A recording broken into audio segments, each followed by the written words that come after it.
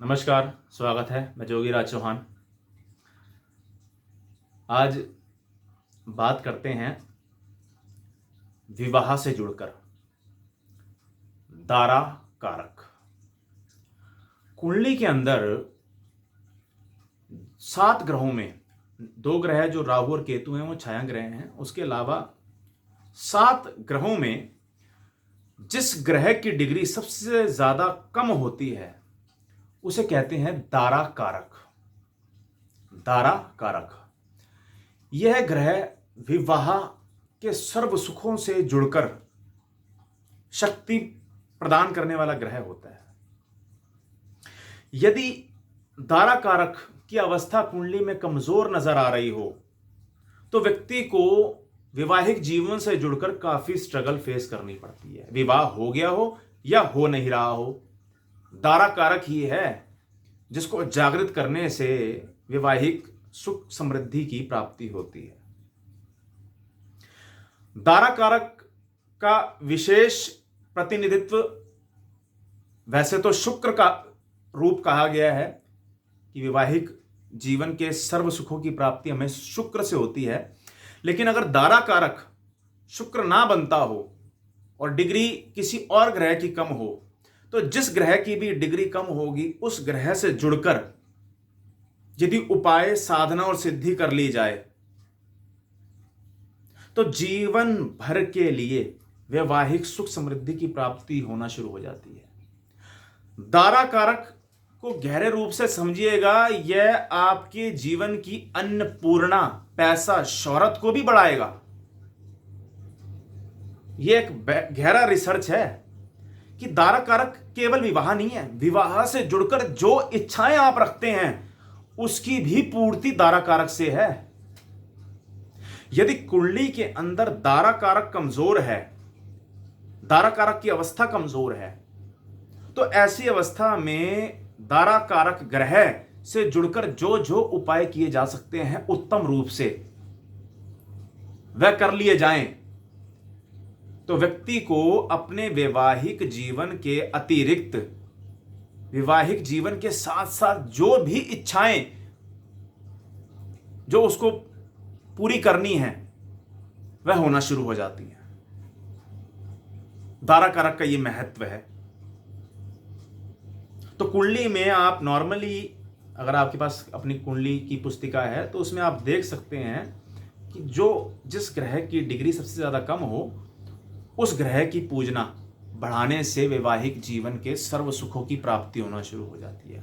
हो नहीं रहा तो हो जाएगा, और हो गया है और कोई कष्ट से जुड़े हुए हैं तो उसका निवारण होना शुरू हो जाएगा। इसके अलावा देश काल पात्र दशा का गहरा महत्व है, वह भी निर्णय आवश्यक है, किंतु सर्वप्रथम जिसे रूप कहा गया है वह दारा कारक है। इस चीज को समझिएगा।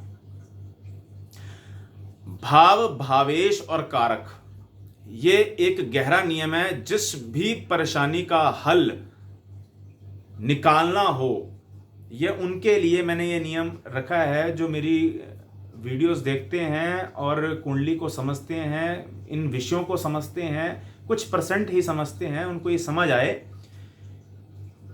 कि हाथ की रेखाओं से, कुंडली से, वास्तुशास्त्र से किस किस रूप से उनको कुछ ज्ञान मिलता रहे। तो दारा कारक का गहरा महत्व समझाते हुए मैं कह रहा हूं कि दारा कारक को किस रूप से आपने समझना है और इसका उपाय सिद्ध करना है। तो कुंडली में जौन सा ग्रह कमजोर नजर आ रहा हो वह उस ग्रह की साधना करना शुरू हो जाए।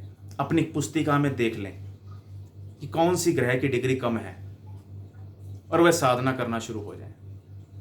उसी के साथ साथ ये नियम जो मैंने बोला है, भाव, भावेश और कारक, ये जिस भी कुंडली में जिस भी भाव से जुड़कर प्रश्न हो, भाव वो कौन सा भाव है, भावेश यानी उस भाव का मालिक कौन है, और कारक यानी जो प्रश्न पूछा उसका कारक ग्रह कौन सा है।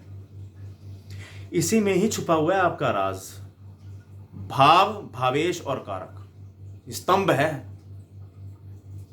जैसे ही कोई प्रश्न करे, ये ब्रह्मास्त्र चला दिया जाए तो उत्तर सामने आएगा। यदि आप तलबगार हैं, समझते हैं विषय को, तो इस नियम के ऊपर ज्योतिष करना शुरू हो जाएंगे तो बहुत गहरा रूप प्राप्त होना शुरू हो जाएगा। बड़ा प्रीतिकर कथन सिद्ध ब्रह्मास्त्र है ये। भाव, भावेश और कारक।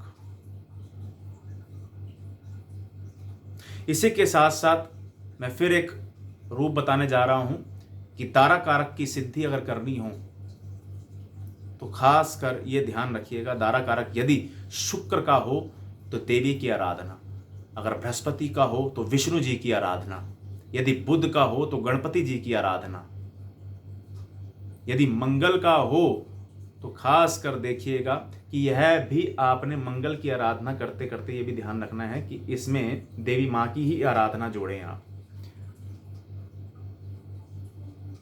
और विशेषतः मंगलवार को हो सकता है तो बरगद के पेड़ पर मिष्ठान रूप में एक गुड़ का टुकड़ा आप रखना शुरू हो जाइए। कम से कम 9 वीरवार और नहीं तो 27 वीरवार। वैवाहिक जीवन से जुड़कर यदि कोई इच्छा है तो वो पूर्ति होना शुरू हो जाएगी। इसी के साथ यदि सोमवार अगर आप देखते हैं तारा कारक यानी चंद्रमा, या चंद्रमा भाव भावेश कारक के साथ देखेंगे सप्तम भाव में है, कारक भी वही अगर बन रहा है क्योंकि सप्तम भाव में है, भाव भी बन रहा है और कारक भी बन रहा है, कारक और चंद्रमा और शुक्र की युति भी बन रही हो या दृष्ट हो रहे हो, या चंद्रमा तुला राशि में बैठा हो, जुड़ रहे हैं, युति हो रही हो, दृष्ट हो रहे हो, तो शिव जी की आराधना, पार्वती जी की आराधना करने से भी वैवाहिक जीवन के सुख प्राप्त होना शुरू हो जाते हैं।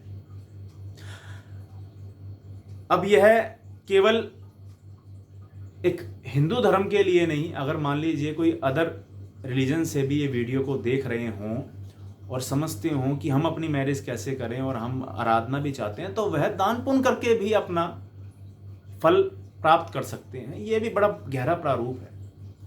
ये तो मैं कहूँगा कि विद्या है, इस विद्या के माध्यम से उद्धार ही होगा। देवी कृपा है, साइंस है, एक गहरा प्रभाव है, एक लॉजिक है और अस्तित्व है इस विद्या का। करके देखिए, प्राप्त होगा लाभ। धन्यवाद।